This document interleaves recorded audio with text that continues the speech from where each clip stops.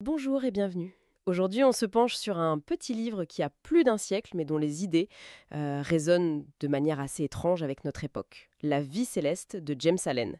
C'est publié au tout début du XXe siècle. C'est un recueil d'essais philosophiques, assez court, mais vraiment dense. On va essayer ensemble de déballer un peu tout ça, voir ce qu'il a vraiment dans le ventre et ce que ça peut nous dire aujourd'hui. C'est exactement ça. Et l'enjeu, c'est de voir comment ces concepts de maîtrise de soi, de concentration intérieure, comment on peut les lire maintenant. Oui, Et la prémisse de base, qui est un véritable renversement, c'est que la clé n'est pas à l'extérieur. On passe notre temps à chercher des solutions partout. dans le monde, dans nos carrières, chez les autres. Voilà. Et Allen nous dit, stop, tout est déjà en vous. D'accord. Mais trouver les réponses en soi, c'est un conseil qu'on entend un peu partout, non? Du développement personnel à la méditation. Qu'est-ce qu'Allen apporte de vraiment différent ou de plus radical? Il va beaucoup plus loin. Pour lui, ce n'est pas juste une astuce pour se sentir mieux. C'est la seule et unique manière de vivre une vie authentique. Et pour commencer, il nous parle d'un concept fondamental, le centre divin. Le centre divin? L'idée, c'est que notre vie de tous les jours se déroule à ce qu'il appelle la périphérie des perturbations. La périphérie des perturbations. J'aime beaucoup l'image. Ça me fait penser à mon fil d'actualité sur les réseaux sociaux. Ah, mais c'est ça. Un chaos permanent de désirs, d'opinions, de colère. C'est son idée? C'est tout à fait ça, mais transposé à son époque, bien sûr. Les désirs, les ambitions, la vanité, bref, tout ce qui constitue l'ego. Il dit qu'on vit à la surface bruyante de nous-mêmes.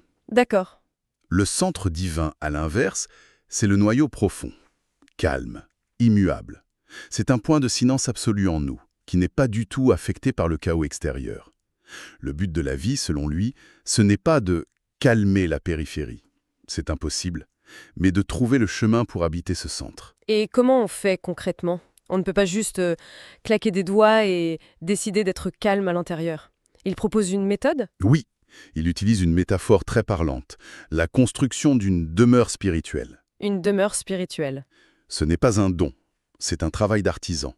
Il écrit qu'on la bâtit brique par brique, pensée pure sur pensée pure, bonne action sur bonne action. Ah, c'est une responsabilité totale en fait. Total. Personne ne peut le faire à notre place. Chaque pensée, chaque action, soit elle solidifie notre demeure intérieure, soit elle la fissure. C'est exigeant. Mais il y a un autre terme qu'il emploie et qui, là, est beaucoup plus violent. Il parle de la crucifixion de la personnalité. Oui, Franchement, l'expression est tellement forte qu'elle fait presque peur. On a l'impression aujourd'hui qu'il faut au contraire construire sa personnalité, l'affirmer et pas la détruire. vous mettez le doigt sur le point le plus difficile et le plus contre-intuitif de sa pensée. C'est clair. Oui. Il faut bien comprendre qu'il ne parle pas de la personnalité au sens de notre caractère, de nos goûts. Il parle du moi égoïste. Ah, d'accord. De cette partie de nous qui veut toujours avoir raison, qui a peur du jugement, qui cherche la validation. Le plaisir immédiat. Exactement. C'est cet ego-là qui doit être crucifié, c'est-à-dire transcendé. C'est le prix à payer pour la paix.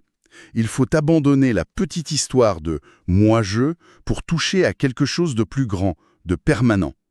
C'est un renoncement radical. Je vois. Donc si on arrive à crucifier cet ego qui s'inquiète tout le temps, qui rumine ce qu'on a dit hier et qui angoisse pour demain, j'imagine que ça doit changer radicalement notre perception du temps, non? C'est la conséquence logique et directe. Et c'est son deuxième grand thème, le pouvoir de l'éternel présent. L'éternel présent. Pour Allen, le passé et le futur sont des fantômes, des rêves, dit-il. Des rêves. Oui, le passé n'est qu'un souvenir, une trace. Le futur, une projection. La seule chose qui existe, la seule chose qui soit réelle et tangible, c'est le maintenant. C'est le fameux «je commencerai mon régime demain» en fait. Ou «j'aurais dû faire ça différemment la semaine dernière». On est constamment soit dans le regret, soit dans la procrastination. Exactement. Et il dit que c'est une folie. Une phrase du texte résume tout. Toutes choses sont possibles maintenant et seulement maintenant. Hmm. Tout le pouvoir de changer, d'agir, de réparer est concentré dans cet instant précis. L'exemple qu'il donne est très simple. L'insensé dit « je réglerai mes dettes demain ». Alors que le sage, Le sage se tient à l'écart des dettes aujourd'hui. La vertu, la paix, ce ne sont pas des objectifs futurs.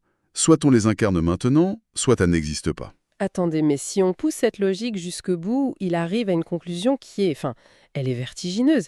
Il dit que la naissance et la mort ne sont que de simples incidents d'un voyage. Ça, C'est énorme. C'est énorme. C'est à la fois terrifiant et incroyablement libérateur. Comment on peut même commencer à intégrer une idée pareille? C'est le sommet de sa pensée sur le temps.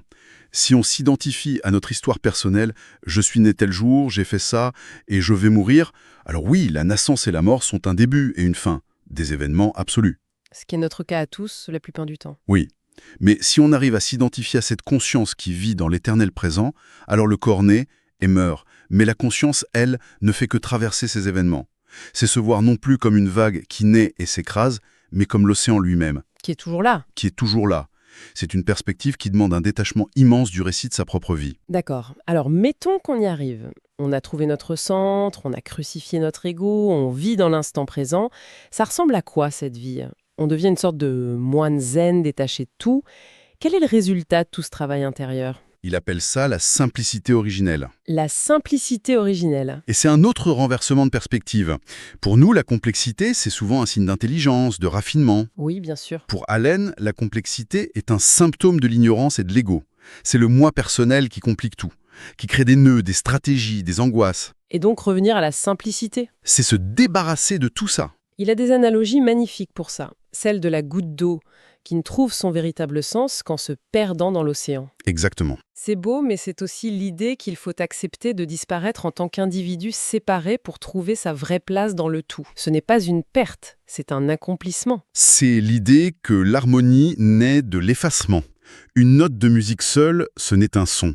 C'est en se fondant dans un accord qu'elle participe à quelque chose de sublime. Et ce qui est fascinant, c'est le lien qu'il fait entre cette simplicité et la vérité. Ah oui, ah. Il écrit que l'impureté est complexe. Elle a besoin de justifications, d'arguments, de mensonges pour se maintenir. Alors que la pureté. La pureté est extrêmement simple. La vérité n'a pas besoin d'être défendue. Elle se vit elle-même. Pour lui, la preuve ultime de la vérité, ce n'est pas un bon argumentaire. Ce sont les actes. C'est une vie irréprochable. Les actes sont le seul langage de la vérité. Mais si on est si simple, si détaché, si unifié avec le tout, est-ce qu'on ne devient pas complètement passive face aux injustices du monde? Est-ce qu'on ne finit pas par se dire « bon bah tout est parfait » et ne plus rien faire? C'est la question cruciale. Et sa réponse se trouve dans les deux derniers concepts qu'on peut aborder, la sagesse infaillible et la force de la douceur. D'accord. La sagesse, pour lui, ce n'est pas une accumulation de savoir. C'est le fait d'être supérieur aux choses extérieures. C'est-à-dire? Ça ne veut pas dire être indifférent. Ça veut dire ne pas être l'esclave des circonstances, des possessions ou de l'opinion des autres. Le point d'ancrage, c'est la vertu intérieure. Peu importe ce qui arrive à l'extérieur, le sage l'utilise comme une leçon. Une erreur n'est pas un échec, c'est une information.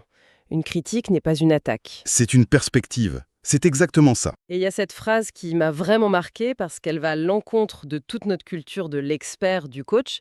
Il dit que le sage est toujours désireux d'apprendre, mais jamais d'enseigner.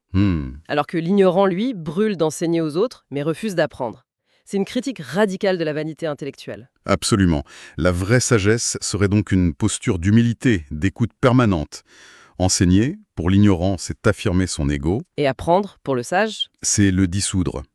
Et cette posture, elle débouche sur la plus grande des forces, the might of meekness, la puissance de la douceur. la puissance de la douceur. C'est peut-être son idée la plus belle.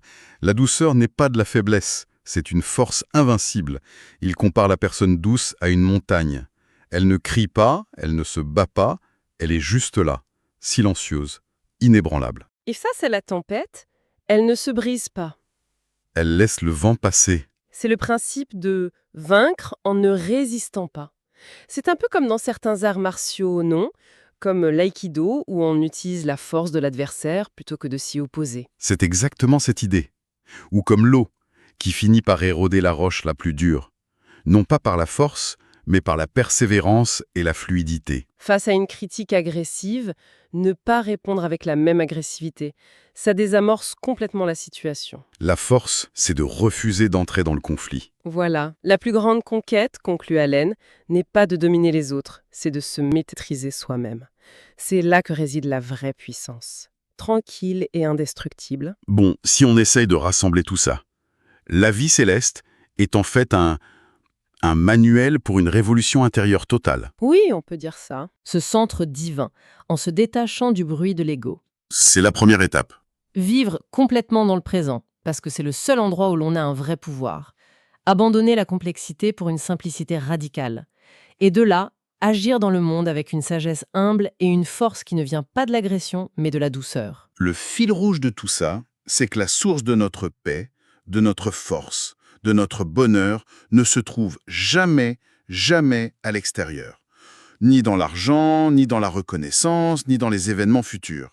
Elle est toujours et uniquement en soi. C'est un message d'autonomie spirituelle absolue. Oui, On est les seuls architectes de notre temple intérieur. Pour finir, il y a une phrase d'Allen qui me semble particulièrement pertinente aujourd'hui. Il écrit que le monde ne sera jamais redressé tant que l'individu ne se sera pas redressé lui-même. Et ça laisse une question en suspens pour nous. À une époque où l'on met l'accent sur l'action collective, les changements systémiques, le militantisme, que signifie encore cette idée que le changement le plus profond, le plus réel, pourrait commencer non pas dans le bruit des manifestations, mais dans le travail solitaire et silencieux du perfectionnement de soi? Est-ce que les deux sont opposés ou sont-ils les deux faces d'une même pièce? C'est une pensée à méditer.